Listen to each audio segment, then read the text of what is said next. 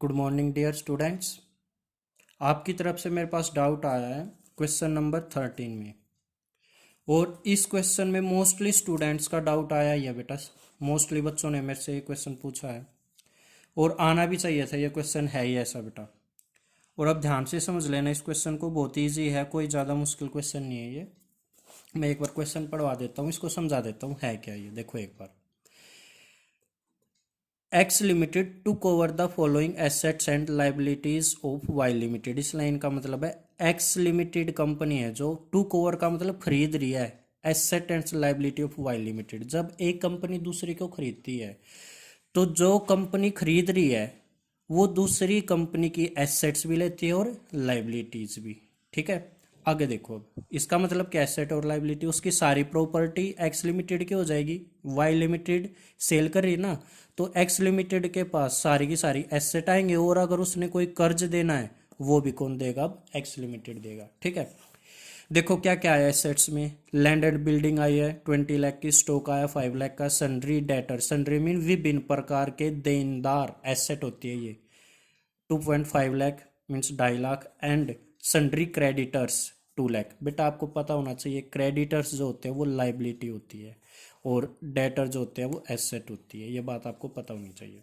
ठीक है, अब देखो, x limited paid purchase consideration bye issuing bank draft of 16 lakh. ये क्या कह रहे हैं, जब एक्स लिमिटेड वाई लिमिटेड को खरीद रही है ना तो 16 लाख का तो चेक दे दिया, बैंक ड्राफ्ट का मतलब चेक दे दिया। ठीक है, एंड फिफ्थ, अब जितने भी पैसे देने थे उसमें से 16 लाख का तो चेक दे दिया, and 50,000 equity share of 20 each eight 10% premium. इस लाइन का मतलब क्या है, बाकी जो पैसे बचेंगे उसके नाम के शेयर दे दिए, 50,000 शेयर दिए और एक शेयर की वैल्यू रखी हुई है 20, और उस पे भी क्या है, प्रीमियम है, कितना, 10%।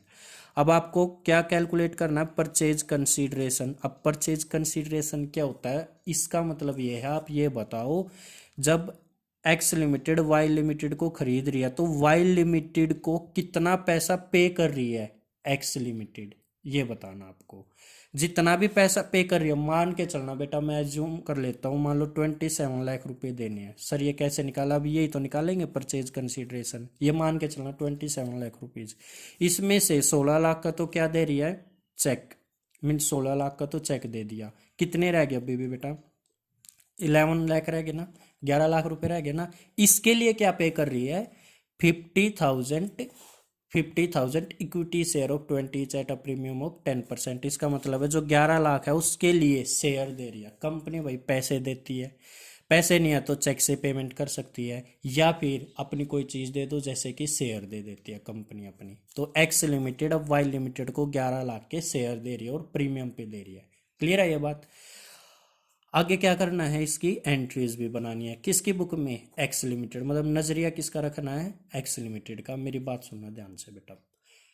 फर्स्ट ऑफ ऑल हमें यह समझ लेना है कि करना क्या है इस क्वेश्चन में। हमें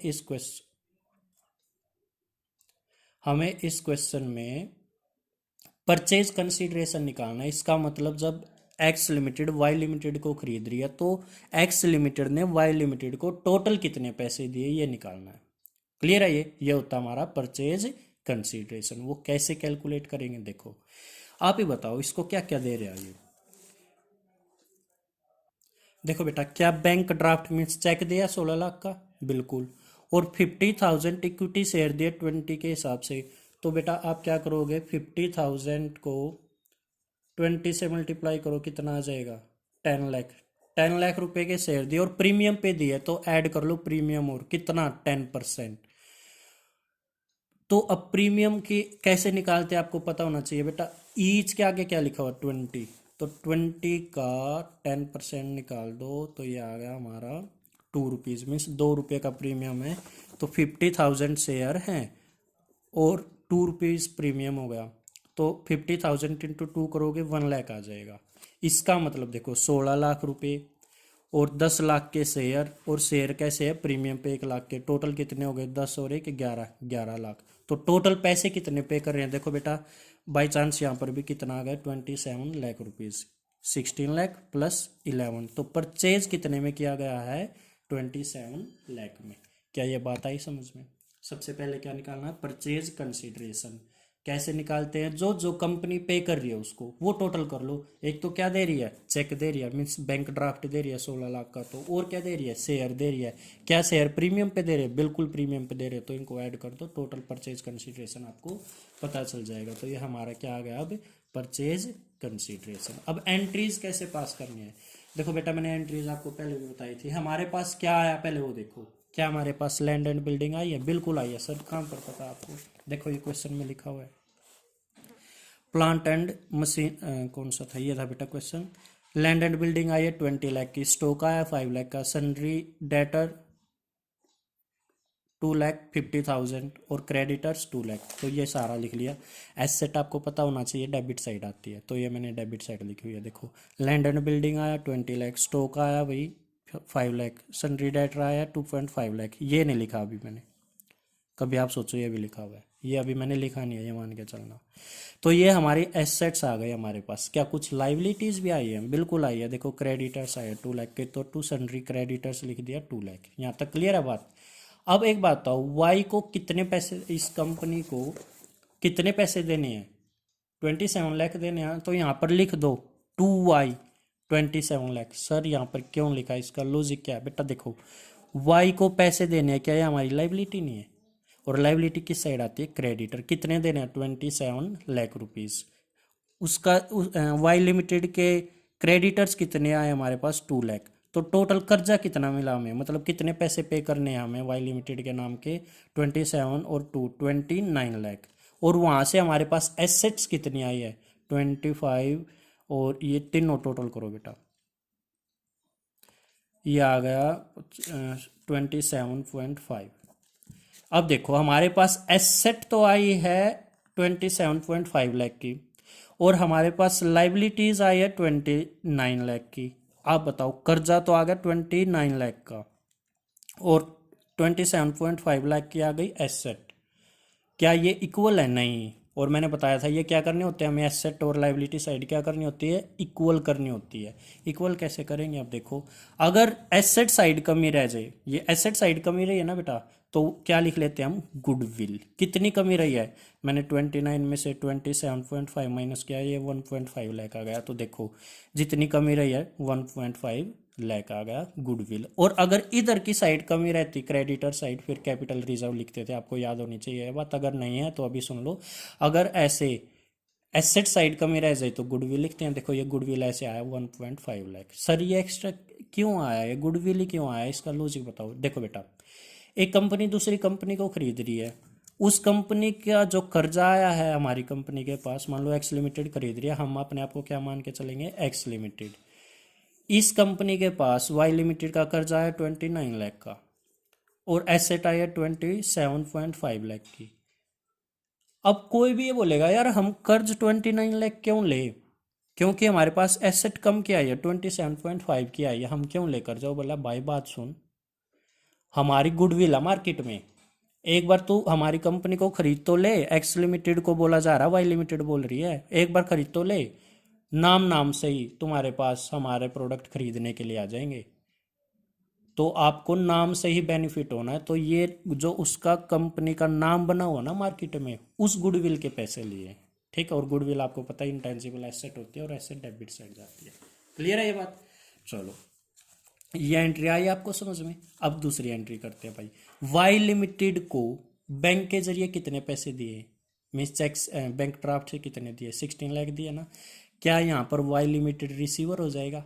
रिसीवर मतलब debit the receiver. Y limited एक कंपनी का नाम है, कोई भी कंपनी हो वो आर्टिफिशियल पर्सन में आएगा, पर्सनल अकाउंट का रूल लगेगा। रूल क्या है? Debit the receiver. तो ये रिसीवर हो गया। Y limited account debit 16 lakh. क्या हमारे पास से चेक गया? जब चेक जाता है तो बैंक लिखते हैं। चेक या चेक पे कौन सा रूल लगेगा बेटा? रियल अकाउंट का। रियल अकाउंट का रूल क्या है? Debit what comes in and credit what goes out. मतलब चेक गया तो टू बैंक। क्लियर है ये बात? बाकी क्या देना है वाई लिमिटेड को?